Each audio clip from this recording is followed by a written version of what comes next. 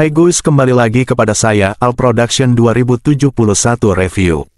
Apa kabar penonton setia Al Production? Kuatkan iman kalian dan tauhid kalian saat menonton film yang satu ini.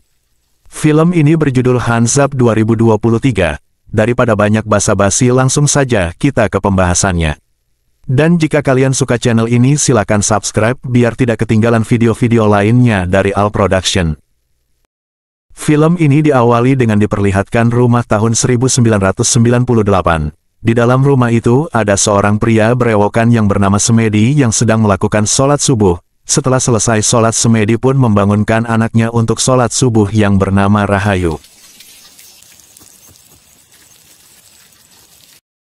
Lantas Rahayu yang sedang berwudu pun heran melihat sekilas, seperti ada orang lewat di halaman rumahnya. Karena berfirasat buruk, sebelum sholat Rahayu langsung mengecek kamar ibunya. Mungkin hanya perasaannya saja, Rahayu pun langsung bergegas sholat. Dipikir setan, ternyata perampok. Perampok itu berhasil menyusup ke dalam rumah. Rahayu yang memiliki firasat buruk tampak tergesa-gesa melakukan sholat dan tidak khusyuk.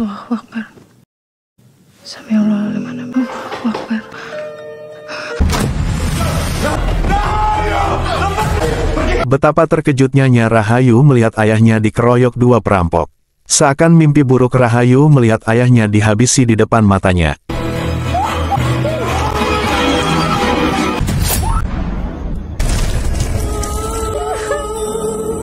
Kepala ayahnya pun dipenggal dan dipajang di pagar rumahnya.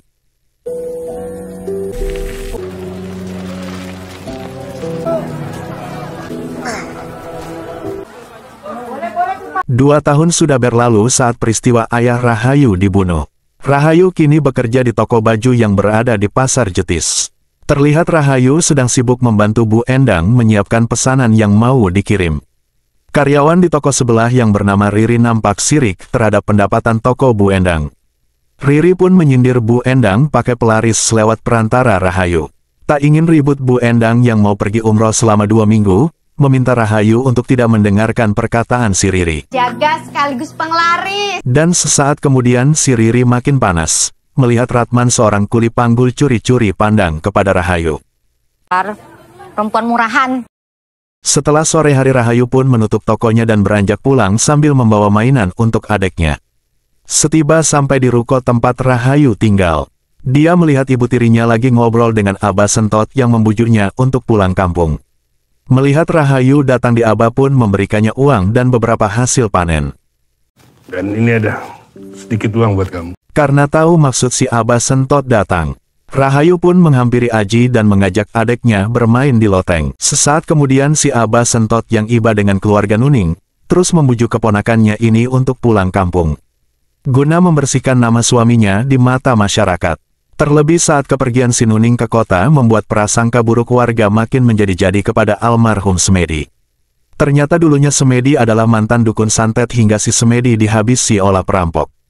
Di saat itu pula Rahayu yang mendapat luka bacok di tangan, teringat insiden yang terjadi 2 tahun lalu. Dalam bayangan Rahayu saat kerumunan warga datang ke rumahnya, dia melihat gelagat aneh Abah Sentot dengan seorang pria yang memiliki luka di wajahnya. Di malam harinya saat Aji asik bermain, si Rahayu nampak mengantarkan sesisir pisang kepada tetangganya yang bernama Basarwo. Basarwo. Perhatikan, Rahayu pun teralihkan dengan tongkat ular hijau yang terpajang di rumah Basarwo. Dan kini Rahayu teringat dengan kematian ibu kandungnya. Di saat itu si Semedi yang masih menekuni dunia perdukunan terlihat shock melihat istrinya tewas di atas kasur dengan wajah yang membiru bak dipatok ular. Sontak Semedi melihat tongkat ular hijau di dalam lemari, langsung menghampirinya. Rupanya ibunya tewas akibat jelmaan tongkat keramat ular hijau. Sesaat kemudian si Rahayu sadar saat Basarwo menghampirinya. Melihat si Rahayu terus memandangi tongkat itu, dan Basarwo berkata si Semedi memberikan dia amanat untuk menjaga tongkat itu agar tidak terjadi insiden seperti ibunya tewas terulang lagi. Mendengar itu Rahayu yang trauma pun langsung beranjak pergi. Namun Basarwo pun langsung menyusul Rahayu, dan mengatakan jika kedatangan Abah Sentot ke sini adalah untuk menjual ruko peninggalan ayahnya. Sarwoh pun berpendapat bahwa si Sentot ingin menguasai semua harta peninggalan ayah Rahayu. Jika ruko ini terjual, si Sarwoh menyarankan Rahayu untuk tinggal di rumah lamanya yang kini dijadikan musola, yang tepatnya kini berada di belakang pasar.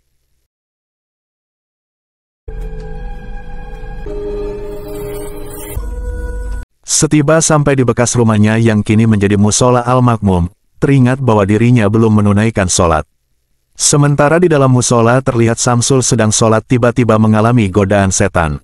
Bismillahirrahmanirrahim. Mendengar suara Samsul yang dikeraskan, Rahayu berpikir bahwa di dalam musola sedang melakukan sholat berjamaah.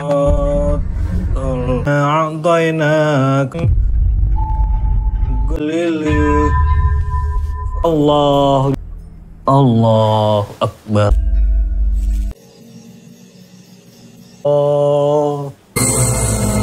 Terlihat para setan ikut sholat yang diimamami oleh Samsul. Waalaikum warahmatullahi wabarakatuh. Sontak Rahayu pun merasa heran melihat Samsul yang terburu-buru keluar. Sontak Rahayu berpikir Samsul kebelet berak. Di balik kesolehan setan yang sholat ada aja salah satu setan yang mengganggu keimanan.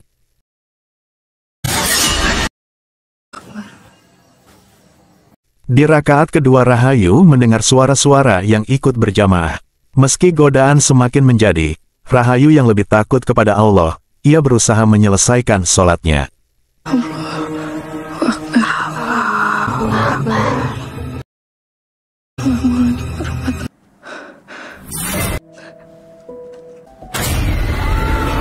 Setelah itu Rahayu pun kaget melihat para setan ingin bersalaman. Tiba-tiba saja Rahayu mengalami astral projection ketika Rahayu masih menjadi remaja tanggung di bekas rumahnya ini. Hingga sesaat Rahayu melihat sosok yang pergi ke lantai 2, karena penasaran dia pun mengeceknya. Setiba di loteng, Rahayu melihat ritual pengobatan yang dilakukan ayahnya ketika masih menjadi dukun.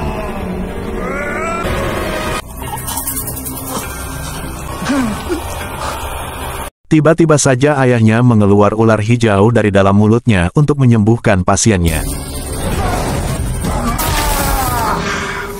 Akhirnya si ayah pun berhasil menghancurkan santet ular dari tubuh pasiennya. Namun tanpa ayahnya sadari, ular hijau tadi mendekati Rahayu dan mempengaruhinya. Beruntungnya si ayah berhasil merubah ular itu menjadi tongkat yang menghabisi ibu Rahayu. Ada warnanya banyak. Di suatu hari Riri terlihat sirik dengan toko Rahayu yang laris manis. Di dalam banyak loh Bu pilihannya. Riri pun memfitnah Rahayu di depan pembeli dengan mengatakan Rahayu menggunakan pelet pelaris. Yo, anak tukang santet. Karena dikata-katain, tiba-tiba saja Rahayu kesurupan dan mencekik Riri. Beruntungnya Ratman datang meruqyah Rahayu. Terlihat Riri terkena mental dan tidak bisa berkata-kata.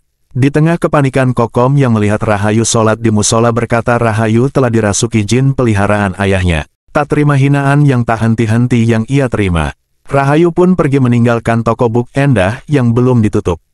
Singkat cerita, ibu tiri Rahayu yang mendengar Rahayu kesurupan setelah sholat di musola, dia menyuruh Rahayu untuk membaca ta'awud dan meniup 3 kali di arah kiri saat merasakan jin di dalam sholat. Akan tetapi Rahayu memilih tidak mengakui bahwa dirinya dijadikan imam oleh para jin yang ingin sholat. Di waktu asyar Rahayu kembali lagi sholat di musola itu untuk menunaikan sholat asyar.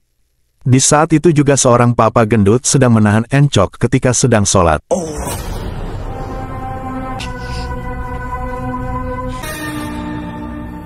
Astagfirullahaladzim. Tiba-tiba Rahayu melihat seorang hantu anak kecil sedang bergendong di papa gendut itu.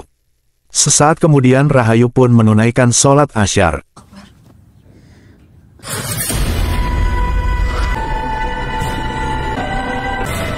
Di tengah sholat Rahayu tiba-tiba saja melihat sosok kaki hitam di depannya dan saat sosok kaki itu tiba-tiba menghilang.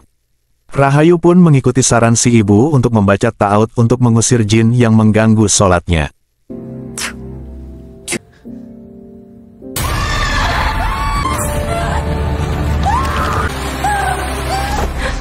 Lagi-lagi Rahayu mengalami astral projection. Di tengah keheranan Rahayu langsung menuju ke tempat praktek si ayah.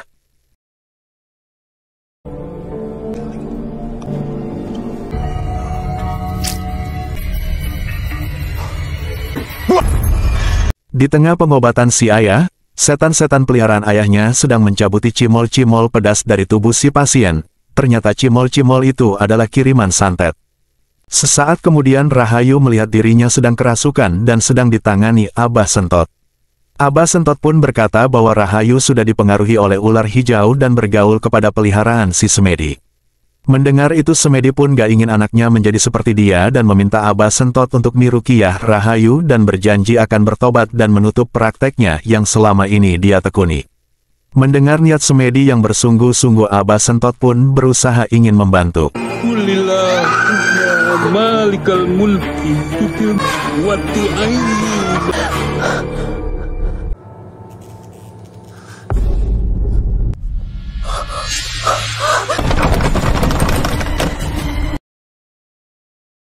Di sisi lain Minah dan warga sedang mendemo rumah Nuning dengan insiden yang menimpa putrinya tadi siang. Rupanya si Riri bermain playing victim bahwa dia merasa paling disakiti. Sehingga ketika Rahayu datang bacotan Minah semakin menjadi-jadi, dan mengatakan bahwa Rahayu adalah anak tukang santet. Meski Rahayu sudah meminta maaf Minah yang gengsi terus membacotin Rahayu dan menyebutnya anak setan. Parahnya lagi Minah mengungkit-ungkit kasus kematian Semedi bak binatang yang dipenggal kepalanya.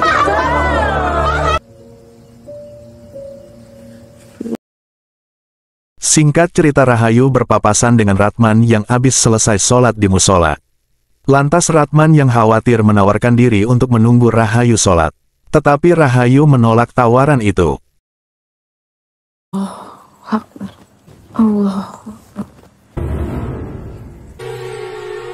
Nah kali ini sholat Rahayu batal melihat gorden musola bergerak tidak wajar.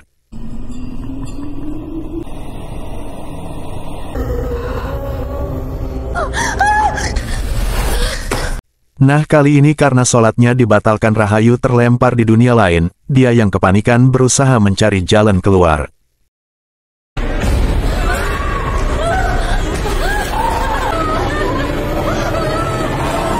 Beruntungnya bantuan dari Ratman dan Mbah Sarwoh Rahayu pun selamat dari kerumunan hantu itu. Di tengah keheranan Mbah Sarwoh berkata gangguan di musola Al-Makmum merupakan sambutan dari jin peliharaan ayah Rahayu yang menetap di bekas rumah itu. Mbah Sarwoh pun menambahkan bahwa segel Ruqyah Sentot rusak dan membuat jin peliharaan ayahnya kembali muncul.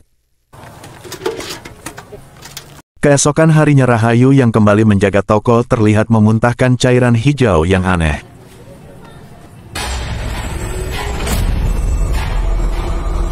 Sentak Rahayu pun kaget saat melihat setan-setan pelaris di toko-toko pedagang lain.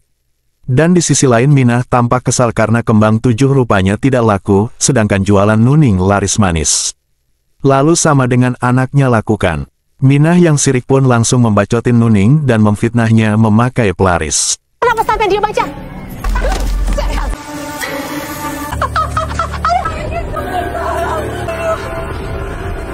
Tiba-tiba saja kaki Minah kesakitan dan terlihat banyak cimol-cimol pedas.